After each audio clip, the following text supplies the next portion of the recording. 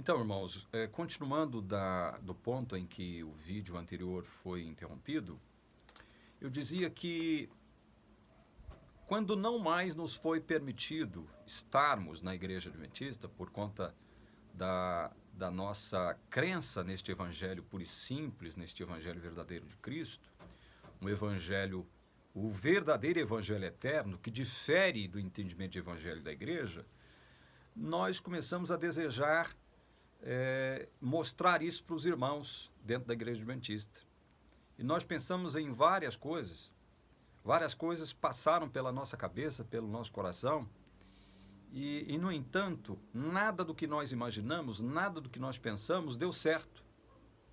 Nós queríamos levar este Evangelho para os irmãos adventistas, sabíamos da necessidade do povo adventista deste Evangelho maravilhoso, do conhecimento deste Evangelho maravilhoso e bendito, e no entanto, nós não conseguíamos projetar ou elaborar algo concreto no sentido de fazer o conhecimento desse Evangelho chegar ao povo adventista. Eu e o Elias, eu digo eu e o Elias porque foi com quem mais eu me relacionei depois que houve a ruptura com a Igreja Adventista. Nós ficamos assim um período de 10 longos anos estudando a Palavra de Deus, estudando muito a Palavra de Deus. Mas sempre com aquela coisa dentro de nós precisamos fazer algo em prol dos nossos irmãos adventistas que estão morrendo de fome e sede dentro da igreja, sem conhecer este Evangelho. E nada nos surgia, nada vinha à nossa mente. Ou seja, parece até que Deus estava em silêncio. Deus havia impedido que nós fizéssemos alguma coisa, que nós projetássemos algo no sentido de levar o Evangelho para os nossos irmãos adventistas. Foi como se as luzes todas se apagassem e nós estivéssemos tateando no escuro. Nós não conseguimos elaborar nada, não conseguimos planejar nada no sentido de levar o conhecimento do Evangelho à membresia adventista. E isso produziu muita angústia em nós, tanto em mim quanto no Elias. E eu mesmo tive momentos de depressão por conta disso.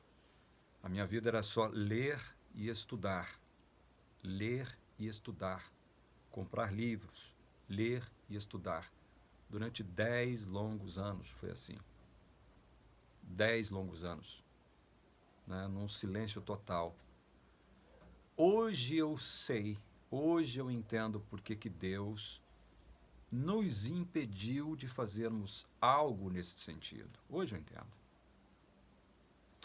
Nós não estávamos ainda preparados para levar o conhecimento desse Evangelho à nossa irmandade adventista, aos nossos irmãos e amigos dentro da Igreja Adventista.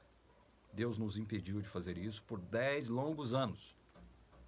Nós ficamos somente comprando livros, lendo e estudando, nos aprofundando no conhecimento do Evangelho. E quando eu leio um trecho como este de Paulo, que diz que propuseram em seu coração visitar os crentes em Roma, mas que estava sendo impedido, ele não diz por quem ou o que estava impedindo. É óbvio que hoje nós sabemos o porquê disso. Nós somos servos, nós somos escravos. Não somos nós que determinamos o caminho. Não somos nós que determinamos os nossos passos. É como Jeremias 10, 23 diz. Não cabe ao homem determinar o seu caminho ou os seus passos. É Deus. Ele é Senhor. Eu sou escravo. Eu sou seu escravo. Eu devo estar submisso à vontade soberana desse Deus maravilhoso. Ora, é muito difícil entender isso? Será que é muito dolorido, é sofrível entender e aceitar isso? De que nós somos servos ou escravos e Deus é o nosso Senhor? Será que é difícil? E quando eu falo isso, eu penso em outro aspecto. Olha, não basta simplesmente dizer o seguinte, como a Adventista diz, não. Nós somos verdadeiros servos porque nós guardamos toda a lei de Deus, inclusive o sábado. Nós somos servos. Nós estamos numa atitude verdadeira de subserviência, de submissão a Deus, porque nós guardamos todos os mandamentos, inclusive o sábado. O adventista gosta de ficar arrotando isso. Arrotando a guarda do sábado como se a guarda do sábado fosse o fator diferenciador. É como Ellen White diz, que o sábado, a guarda do sábado, seria o muro, constituiria-se no muro de separação entre os que servem verdadeiramente a Deus e os que não. Se for assim, ou se fosse assim, salvação não seria pela graça de Deus. A salvação seria por obras, por guarda da lei, porque o sábado é uma lei. Deus dispôs o sábado como mandamento, não foi isso? Aí alguém pode me perguntar, pode retrucar. Bom, se você reconhece que o sábado é lei, por que você não guarda a lei? Porque esta lei, eu já tratei muito da questão do sábado aqui, né? Eu já tratei muito dessa questão do sábado. E olha, eu não quero ser uma espécie de falso modesto. Mas aqui no Brasil, eu não vi ninguém tratando da questão do sábado como nós tratamos aqui na TV Caminho Livre. Eu ainda não vi ninguém tratando da questão do sábado como nós tratamos aqui. Se você quer saber por que eu não guardo o sábado, é muito melhor você assistir os meus 8, se não me engano foram 8 vídeos que eu gravei tratando dessa questão, para depois você ter condições de saber o que eu penso a respeito do sábado, tá? O que eu penso a respeito do sábado? Como é que eu entendo e como é que eu vejo a questão do sábado hoje? Entende? Porque eu já disse e vou repetir agora, ora, o adventista gosta de inserir o argumento da literalidade com relação ao sábado. O que é isso? Não. E é o seguinte, olha, na Bíblia não há nenhum texto indicando a transferência da guarda do sábado para o domingo. E é verdade. Não há nenhum texto, não há nenhuma palavra, né, bíblica ordenando a transferência da guarda do sábado para o domingo. É verdade, não há. Aí ele cita um outro ponto. Na Bíblia não há nenhum texto indicando a anulação do mandamento sabático.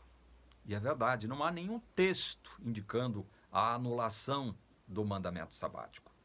Então eles estão evocando o princípio da literalidade, ou seja, existe algum texto que comprove a transferência da guarda do sábado para o domingo? Não. Existe algum texto que comprove a supressão do sábado enquanto mandamento, ou seja, a anulação do sábado enquanto mandamento? Também não. Isto é verdade. Então tá bom, vamos evocar o mesmo princípio, vamos evocar o mesmo princípio da literalidade para perguntar o seguinte para o adventista. Isso é para fazer você pensar, não é para ficar curtindo com você, não é para ficar acusando você de nada, não, é para você pensar. Eu faço isso, é para você pensar. Então tá bom, vamos evocar o mesmo princípio da literalidade? E eu pergunto para o adventista do sétimo dia o seguinte: existe algum texto bíblico ou um mandamento bíblico no Novo Testamento ordenando a guarda do sábado? Responda-me. Existe? Existe algum texto ordenando no Novo Testamento a guarda do sábado? Não existe. Jesus, em algum lugar, ordenou de forma clara, categórica e detalhada. Ele ordenou a guarda do sábado em algum dos evangelhos, em alguma das suas experiências, em alguma de suas falas registradas nos evangelhos? Jesus ordenou a guarda do sábado para alguém, alguma vez? Também não. Então perceba, meu irmão, que em tudo há um objetivo, em tudo há um motivo, uma razão. Assim como não há nenhum texto dizendo o seguinte, olha, a guarda do sábado foi transferida para o primeiro dia da semana, assim como não há nenhum texto dizendo, olha, o mandamento do sábado foi abolido. Assim também não há nenhum mandamento ordenando a guarda do sábado no Novo Testamento, e nem Jesus ordenou quem quer que seja guardar o sábado. Então, qual é o motivo disso? Qual é o objetivo disso? Aí, para você entender isso, você terá que assistir os meus 8 vídeos nos quais eu trato dessa questão do sábado. Assista e depois fale comigo, se for o caso. Venha conversar conosco, venha dialogar conosco. Eu repito, não estamos aqui nos colocando como sabichões, como mestres, como só aqueles que sabem alguma coisa. Não, pelo contrário. Estes livros aqui atrás de mim depõem contra a minha suposta sabedoria. Se eu fosse sábio, se eu fosse mestre, se eu soubesse todas as coisas, eu não teria tantos livros atrás de mim, porque eu busco conhecimento através dos livros. Eu busco conhecimento através das leituras, das pesquisas, dos estudos. Por quê? Porque eu não sei. É simples assim. Se eu não sei, eu vou procurar saber de quem sabe. Então, é com este espírito de dividir, de compartilhar o pão e a água que você já encontrou de graça, que nós estamos aqui. Só que durante 10 anos, assim como Paulo fora impedido de visitar os crentes em Roma, sempre que ele propusera isso em seu coração, durante 10 anos Deus nos impediu, a mim, ao Elias, ao Roberto e aos demais irmãos que fazem parte do nosso grupo, Caminho Livre, de pregarmos o evangelho para a membresia adventista. Até que numa madrugada de janeiro, Deus me impressionou de tal forma que eu não consegui dormir, com a ideia de que eu deveria vir para a internet e anunciar aquilo que eu já sabia, que é o conhecimento desse evangelho maravilhoso. E foi por isso que nós começamos os trabalhos, foi por isso que nós começamos o nosso ministério aqui na TV Caminho Livre.